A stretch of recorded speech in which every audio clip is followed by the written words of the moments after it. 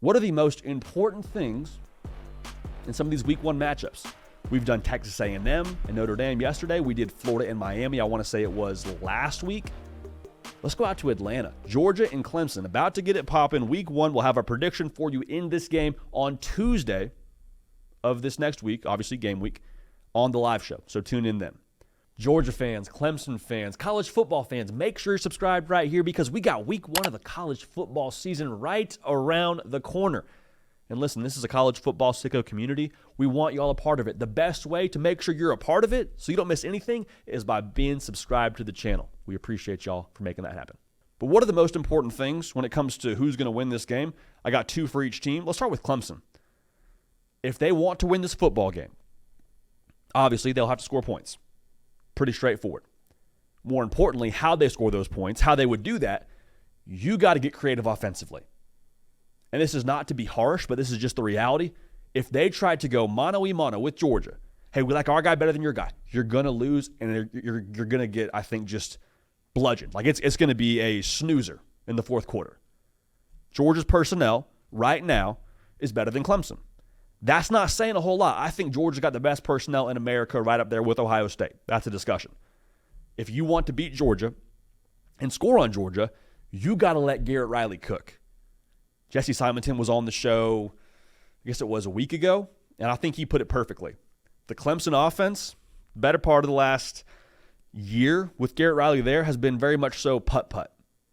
He said, let's take the driver out.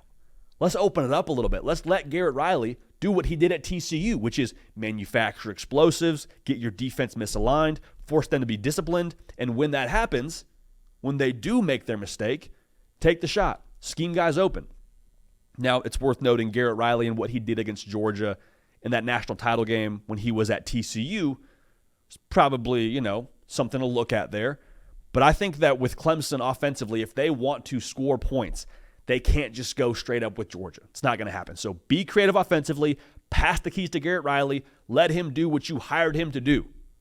I don't pretend to know everything about what's going on internally at Clemson, but I can tell you last year's offense may have had Garrett Riley's name at the top of that thing. It is not the Garrett Riley show just yet offensively. Cade Klubnik has a massive role to play in that, but we'll see what happens when they actually play the game. So speaking of Cade Klubnik, if I'm Georgia, let's turn up the heat from the jump. And that could be calling a couple blitzes. That could be part of it.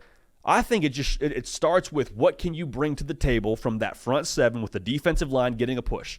Because if you turn up the heat early on Cade Klubnik, what that does to any quarterback, quite frankly, you start to see ghosts. Shout out Sam Darnold. You start to feel a little bit tentative, a little bit unsure of yourself. You think you see something coming. You maybe get out of the pocket when you don't need to. If that happens, it's going to be a long day for Clemson. If it doesn't happen, if you allow Cade Klubnik to sit back there and just play darts, make no mistake about it, just because we haven't seen him have an All-American season just yet doesn't mean Cade Klubnik can't make you pay. Also, if you don't get home and don't force him to scramble a little bit, allow him to sit back there, Cade Klubnik's a good athlete. It's only a matter of time, I believe, before maybe a running lane or two would open up because of how that picture looks in the secondary and receivers clearing out. Could make for some more real estate. So turn up the heat on Cade Klubnik. We say this a lot. Football is a simple game made complex by stupid people. There's no stupid people involved in this football game, especially when you're playing at the level that Georgia and Clemson are playing at. Get after Cade Klubnik. That's massive. Mykel Williams, I think, is the name to watch for Georgia. He's there, in my opinion, you could make an argument for their best defensive lineman. There's a reason the NFL loves him. Would love to see him get active in the pass rush early on in this game. Now, for Clemson, the trenches have got to hold up. Have to hold up. Like Peter Woods, this is your time, baby. This is your time. The Georgia offensive line is going to be ferocious, but you have got to find a way to win some of these short yardage battles with Georgia. When it's 3rd and 1, you don't have to win every single time, but win enough to where you force Georgia in a perfect world to punt, maybe in some situations settle for 3. The bottom line here is don't let Georgia wear you down. That cannot be the headline of this game is Georgia runs for 250 on the ground, and 150 of those came in the second half. 175 of those came in the second half. That can't be the case. It's not all on Peter Woods, but with him, in my opinion, being the best defensive lineman that they have, I'm very curious to see how he answers the call to action against this elite Georgia offensive line. Because if they start running the football, I mean, I think they'd be content just to pound the rock. But also, we say this, like the play-action game opens up a bit. Not a world you want to live in if you're Clemson. And obviously, it would be advantage Georgia every single day of the week. Last thing I want to talk about here with this game, if I'm Georgia, I need Carson Beck to look like the best quarterback in America from the jump.